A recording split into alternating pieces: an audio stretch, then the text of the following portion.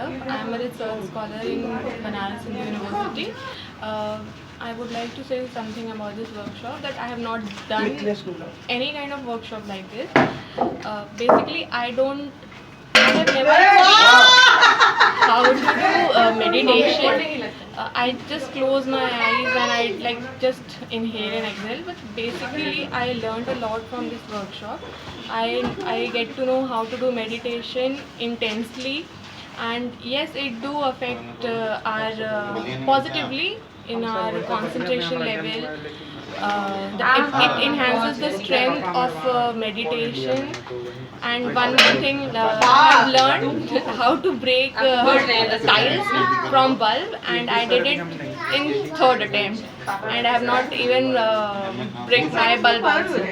So I'm very thankful to Richa ma'am and this foundation, Abacus and Abacus, for giving me an opportunity to be a part of it, and I would like to be a part of it for the next time.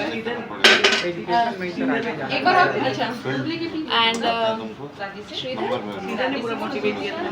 हाँ, Kanha.